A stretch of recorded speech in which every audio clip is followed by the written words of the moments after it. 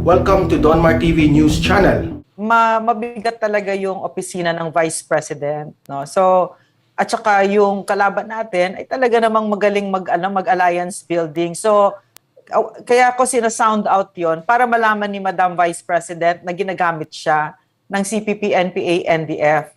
So, ano yun buti sana kung ordinaryong tao siya, hindi kami magsasalita.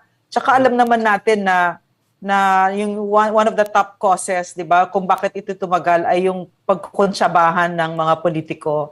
And like you said nga, another way I see it kasi, pag bumababa kasi ako, I find out na this is the first time that an undersecretary from the Office of the President has come here sa mga gidas, 'di ba, ganon. So, actually nalulungkot ako kasi dapat bumababa ka, 'di ba? Kasi dala mo yung ang dami mong resources, ang dami mo na pwede mong gamitin para sa taong bayan. So sana kasi ang NTF-ELCAC is really for good governance. Gusto natin i-institute 'yon.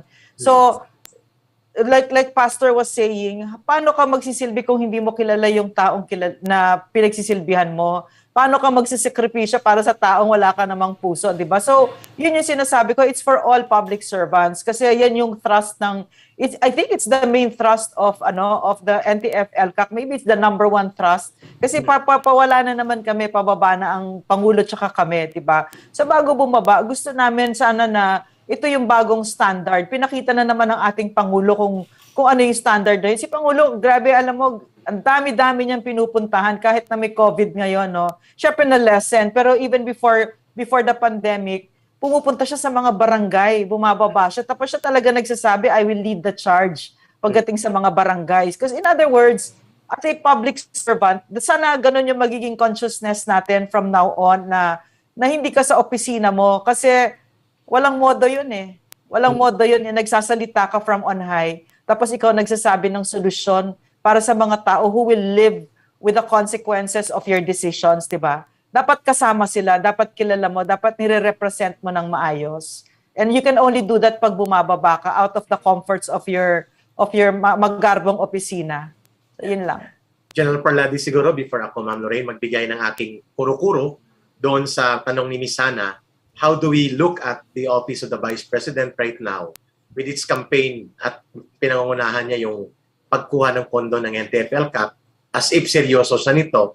And she was challenged by Pastor Quiboloy. Sir Parladi, ikaw muna, sir.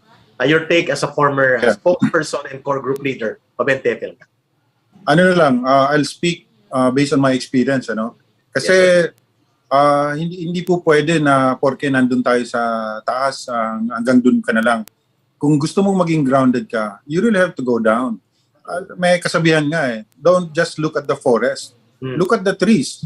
Alam mo, bumaba ka talaga doon para makita mo kung anong condition doon sa gubat. And that's one of the things I really admire with the President. Alam mo, nung brigade commander lang, hindi ko maiisip yon na pumunta siya doon sa isang pinakamalayong lugar dyan sa Mindoro, sa Occidental. Umalala niyo yung nahulog na bus. Maraming namatay. Yun, unang punta, at yun yung unang beses na engage ko si Presidente. Can you imagine? In-advise na namin yon na delikado yung lugar na yon. Alam mo, hindi siya nagpapigil. Talagang pumunta siya doon para malaman niya kung bakit nahulog yung bus. At doon niya naintindihan na yung project na yon, ang tagal-tagal na pala yung tulay na yon na dapat ginawa na, tsaka yung highway na dapat ginagawa, hindi matapos-tapos. Kaya sabi niya, actually pinagbumura niya yung mga NPA na nandun. Kasi ang sinabi ba naman ng district engineer doon, dahil doon sa NPA, sinusunog yung mga equipment, saka kinukutungan sila. And then, ayun na, naintindihan ni Presidente. Kaya pala nahulog itong bus na ito dahil pinipigilan itong mga contractor na magawa nila yung trabaho nila. And the only way for you to understand these things ay for you to really go down. So, ito yung sinasabi natin kay Vice President. Sana, ma'am, bumaba ka. Puntahan mo yan, yung mga lugar mo dyan sa Camarines Sur, sa malalayong lugar ng Camarines Sur. Malaman mo na sa sobrang laki ng Camarines Sur, napakadami pa pala ng kalsadang gagawin dyan. Napakadami pa pala ng mga health centers na kailangang itayo doon sa Carmoon, Garchitorena. Ang mga lugar na yan, alam mo, na-experience ko yan, ka Eric. Yung mga lugar na yan, ang sundalo namin, Kesa mga ganitong panahon hanggang February yan. February. Kesa magbangka sila para makarating sila sa Kabiasnan. Hindi nila gagawin yon kasi sobrang laki ng alon dyan. Yes. Kasing laki ng simbahan ang alon dyan. But sila, yung tropa namin noon, magpatrolya na lang ng 1 week hanggang makarating sa Kabiasnan. Why? Kasi walang kalsada. So, ito yung mga bagay-bagay na ginagawa natin ng gobyerno sa ngayon. Maliban dun sa circumferential roads na yan na ginagawa ng DPWH sa Build, yung mga papunta naman sa mga liblib na barangay na talagang, yun nga, pinag-usapan natin kahapon, pudpud yung tsinelas mo at talagang wasak-wasak ang tsinelas mo bago ka makarating sa pupuntahan mo. So ito yun. We should not be sitting comfortably dyan sa mga upuan natin. Talagang kailangan para maintindihan mo yung sinasabi mo, bumaba ka. Kaya bago ka sana mag-comment, Madam Vice President, sana intindihin mo kung ano talaga ang pangangailangan ng ating mga kababayan. On my take, Eric, Ma'am Lorraine, go ahead. Padagdag lang, Yes, ha? you Sec Bad. In fact, yung sinabi ni General Parlade, I believe also, no, everything that he said, and the higher your office is, the more ka dapat bababa. Bakit? Kasi makapangyarihan ka. Ang dami mong kapangyarihan. Pero yung kapangyarihan na yan, hindi yan para sa'yo. It's not for you to keep. Dapat binababa mo yan at binibigay mo sa pinakawalang-walang kapangyarihan, di ba? Yun ang nakikita ko, yun ang natutunan ko sa ating Pangulo. In fact, there are plenty of times in my job na hindi mo man masosolve yung problema agad-agad, ganon. But the mere fact na bumaba ka, bit-bit mo yung opisina mo, you're really going to comfort the ones who are really in grief, na meron silang kasama, and they feel so disempowered, parang wala silang kalaban-laban, lalo na pag CPP-NPA ang kalaban nila. Ibig sabihin, dekada silang disempowered at pinag-aabuso at pinagloloko, di ba? So the mere fact na bumaba ka mula sa opisina mo sa Malacanang, ay ibig sabihin nun, andito na ako, meron na kayong laban, paglalaban ko kayo. Di ba? Napakalaking bagay nun. And these our people are so wounded, napakalalim ng sugat ng Pilipinas na bilang mataas na pinuno, bumababa ka at kasama ka dapat sa paghilom ng ating bansa. Yun yun. And all that power, it's not for you to keep. It's not yours. Kaya nga sandali lang tayo dito Hindi mo dapat bitbit yan. Binababa mo yan. Yan ang nakita ko sa ating Pangulo na talagang binibigay niya yung power niya dun sa pinakawalang-walang power. Yeah. Ang pagbabatikos mula kay Vice President Leni Robredo, karapatan niya yon. Pero mas higit na katungkulan niya ang tumulong at magpalakas sa pamahalaan. Yeah. Hindi naman kami naniniwala dito sa laban kasama ang bayan. Not even siguro ng Tepelcat naniniwala na yayakapin ni Vice President Robredo ang ideolohiya at kaisipang komunista. But because of a political agenda intended to oppose the current administration, there is a tendency sa bahagi ni Vice President Robredo na makipag-usap sa iba't ibang political forces. And that includes the CPP, NPA, NDF, by way Ms. Hannah, General Parlade, and Ma'am Lorraine. Ang CPP, NPA, NDF ay hindi lamang kumikilos sa armadong larangan. Kumikilos din siya sa pag-infiltrate ng gobyerno, pag-infiltrate ng bureaucracy, at pakikipag-alyansa. Ang tawag namin dyan, broad tactical alliances with existing politicians. Hindi exempted si Vice President Robredo dyan. But it doesn't mean na kapag ibinubunyag natin ang ganitong pamamaraan at pagkalakaran sa taktikang alyansa ng CPP, NPA, NDF ay yumayakap na si Vice President Robredo sa kaisipang komunista. Hindi. But kung hindi siya maninindigan, categorically, at lantaran na ayaw ko kayong kausapin, kayo ay involved sa operations ng CPP, NPA, NDF, like ang Gabriela, Bayan, Kabataan Party, Bayan Muna, and the personalities kagaya nila Sarati, Colmenares, Ilago, iba pa. Kung hindi siya maninindigan dyan, magkakaroon ngayon ng oportunidad ang CPP, NPA, NDF na magagamit ang kanyang kasikatan, ang kanyang influence, ang kanyang opisina, ang kanyang katayuan bilang Vice President na magamit sa propaganda. At ang ikasisira niyan ay ang gobyerno. So mahalaga yun para sa kay Vice President Robredo at sa iba pang mga politiko na maingat.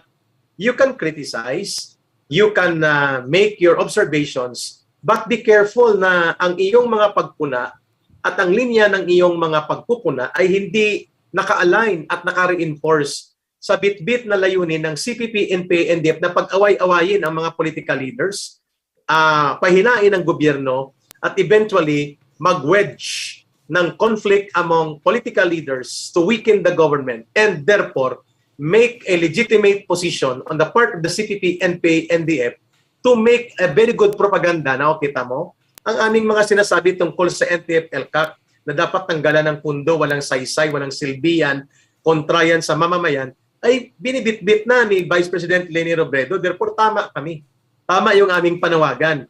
Kaya tama yung analysis ni Pastor Kibuloy in his program before ka gumawa ng desisyon, pagpapahayag because of your position bilang pangalawang pinakamataas na leader ng pamahalaan, you have to be careful. Ang binanggit ni Ma'am Lorraine at ni General Parladi, go on the ground, validate and verify, talk to the people, and talk to your fellow government leaders. And avoid being part of a vulnerable operation wherein you can be unwittingly utilized and exploited by the enemies of the state in their infiltration and propaganda operation. Yun ang konteksto kung bakit pinuna si Vice President Robredo ng programang laban para sa kasama ang bayan, because we want to warn her.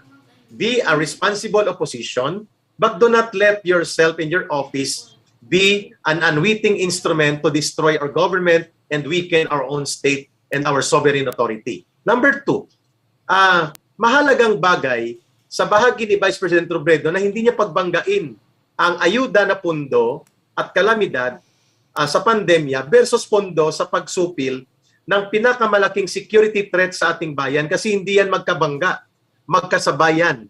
So ang aming punto, the Vice President should look at the problem on insurgency and terrorism and pandemic as parallel co-responsibilities, not contradicting factors of interest ng gobyerno. Magkasabay itong dapat tinutugunan, hindi dapat ito pinagbabangga. That is the very point na dapat nating ibanggit sa kanya habang ina-address natin on a platform of health, quarantine, and relief, and medical support ang ating mga kababayan sa pandemya. Hindi rin natin nahayaan ang panununog, pagpatay, pangbubomba, pangwawasak, pangre-recruit, at pag-infiltrate ng CPP, NPA, NDF sa ating sektor, sa ating lipunan, sa ating pamahalaan. It should be a balance. At walang kami nakikitang problema na magkasabay itong ipapatupad. In fact, the mechanism, General Parladi, Yusek Badoy, Miss Hana, of whole of government approach na siyang pinasimulan ni Pangulong Duterte sa pagbubuo at pagpapatupad ng National Task Force to End Local Communist Armed Conflict ay the same concept and principle of whole of government approach and community interaction na ginagamit ng IATF COVID-19. Yung Interagency Task Force ay kumukuha ng kanyang pamamaraan at ng kanyang experience sa kung papaano umandar ang NTF-LCAC on the ground of whole of government approach and whole of nation participation. So hindi sila magkabangga. I think, Ma'am Leni Robredo, with due respect to your office, kailangan mong kausapin siguro si Secretary Esperon, sila Secretary Kapuyan, sila Secretary Lorenzana, or even talk to the President. Mr. President, ano ba ang approach natin dito? Rather than go to the media, na alam natin na ang kanilang kapital sa pagbabalita ay pag-away-awayin ang mga tao at lipunan, pag-away-awayin ang mga political leaders, kagaya din ng CPP, NPA, NDF, kasi kapag may away, may issue, may bangayan, may balita. Yun ang kanilang konsepto ng balita, hindi yung unifying news for the people and for the country.